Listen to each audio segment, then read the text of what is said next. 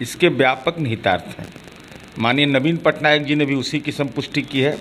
तो नीतीश कुमार जी को समझ लेगा इतना आसानी से कोई, ये हमको नहीं लगता है। मणिपुर के अंदर में इतना बड़ा सामाजिक परिघटना हुई, लोग मारे जा रहे थे, हमारे बच्चे भूख से तड़प रहे थे, लेकिन नरेंद्र मोदी के जुबान नहीं खुल रही थी। नीतीश कुमार जी के दिमाग में क्या चल रहा है, वो अपनी बातों को कैसे रखेंगे, तो भाजपा को भी 8 जन्म लेना पड़ेगा सोचने के लिए कि नीतीश कुमार जी का अगला कदम क्या होगा।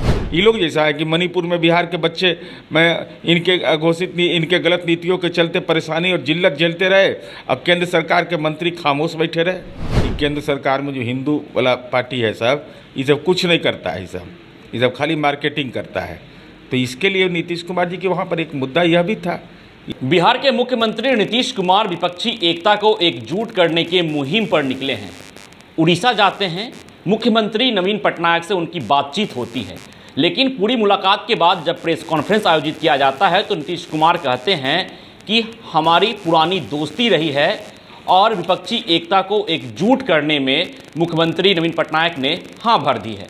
लेकिन जब नवीन पटनायक प्रेस के सामने बोलना शुरू करते हैं तो पूरा मामला उल्टा हो जाता है। उन्होंने कहा कि हमारी दोस्ती पुरानी जरूर रही है, लेकिन सिर्फ बातचीत वहीं तक रही है। अब नीतीश कुमार के विपक्षी एकता के इस दौरे पर सवाल खड़ा हो रहा है। बीजेपी ने सवाल खड़ा किया है और साफ तौर पे कहा है कि सरकारी पैसे की बर्बादी हो रही है, मुख्यमंत्री विपक्षी एकता को एकजुट करने की मुहिम में बिल्कुल ही विफल हो रहे हैं। अब जानेंगे सरकार क्या कहती है। सरकार जदयू के एमएलसी हैं, जदयू के प्रवक्ता हैं नीरज कुमार, उनसे जानेंगे कि सरकार क्या सोचती है। माननीय नीतीश कुमार जी ने तो सार्वजनिक रूप से कहा, भाई कोई राजनीतिक बात नहीं हुई है, पॉलिटिकल बात सोचने की ज़रूरत भी नहीं है, हम लोगों का आपस में बेहतर संबंध है, इसलिए बाकी लोगों के साथ संबंधों की तुलना नहीं की जानी चाहिए। इसके व्यापक निहितार्थ हैं। माननीय नवीन पटनायक जी ने भी उसी की संपुष्टि की है। तो नीतीश कुमार जी को समझ लेगा इतना आसानी से कोई, ये हमको नहीं लगता है। जब बिहार में केंद्र सरकार के सीबीआई, ईडी, आईटी जैसी एजेंसियों के दुरुपयोग के बावजूद जिस दिन महागठबंधन आकार रूप ले रहा था, उसी दिन सीबीआई का पदार्पण बिहार में होता है, तो नीतीश कुमार जी के रथ को तो कोई रोक नहीं पाता है। तो नीतीश कुमार जी के दिमाग में क्या चल रहा है, वो अपनी बातों को कैसे रखेंगे, तो भाजपा को भी 8 जन्म लेना पड़ेगा सोचने के लिए कि नीतीश कुमार जी का अगला कदम क्या होगा। ये समझना बहुत लोगों के बहुत। लेकिन जिस तरह मुख्यमंत्री जाते हैं और यह दलील देते हैं कि बिहार भवन के लिए जमीन लिया गया, तो सिर्फ जमीन लेने के लिए मुख्यमंत्री को वहां जाना पड़े, यह तो कहीं से उचित नहीं है। नहीं, ये नहीं। माननीय मुख्यमंत्री जी ने यह भी कहा, जो बातें कहा मैंने वह भी कहा, और नवीन पटनायक जी ने कहा कि पूरी धर्म आस्था का ये सब तो कुछ करता नहीं है, ये तो नकली हिंदू सब बैठा हुआ है, पाखंडी हिंदू, ये सब तो पूरी में कुछ किया नहीं।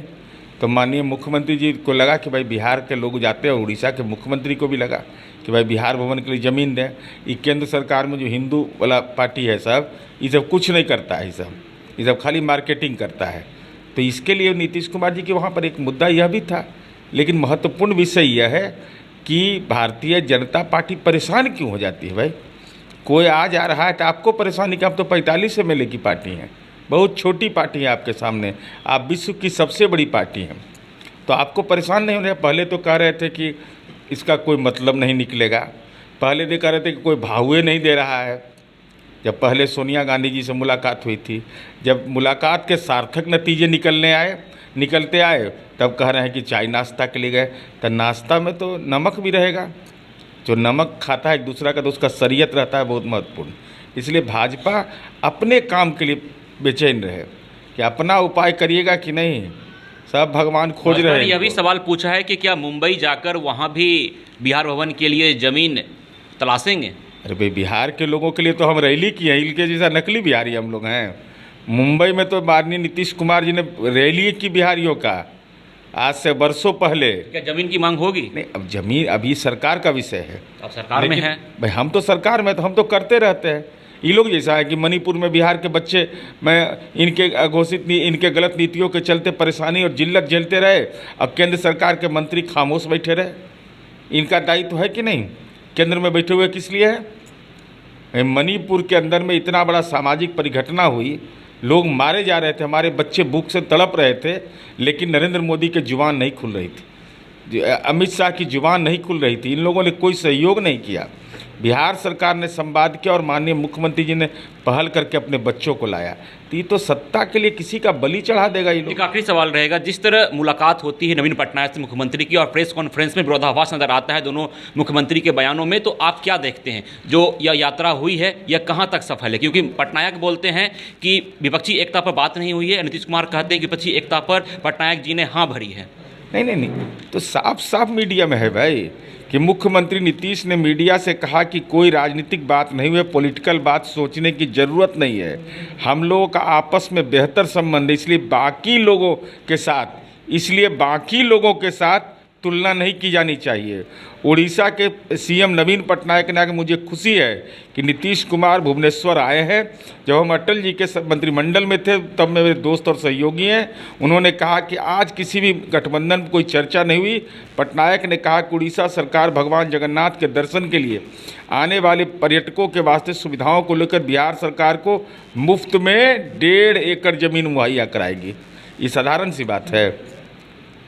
जो काम केंद्र सरकार को करना चाहिए वह बिहार सरकार को मुफ्त में, सद्भाव नहीं बताता है तो क्या बताता है? उड़ीसा के मुख्यमंत्री जी ने खुद ऑफर किया कि हम आपको 1.5 एकड़ ज़मीन दे रहे हैं। ये तो हमारी समझ से बहुत महत्वपूर्ण, ये तो आशा है कि उड़ीसा की उनकी यात्रा सुखद रही होगी, यह भी उन्होंने बोला है।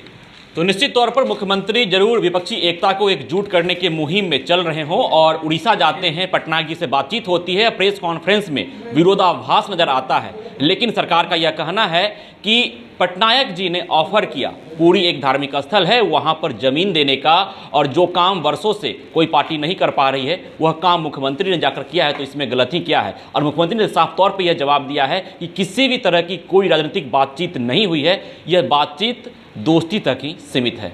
विश्वजीत आनंद, फर्स्ट बिहार, पटना। बायोम जो है मेडिकल प्रिपरेशन का एकमात्र संस्थान जहां है complete digital classrooms, video lectures, student tracking system, library facility and 100% result oriented rankers batch. Biome, Hinoo एवं नगरा टोली, रांची।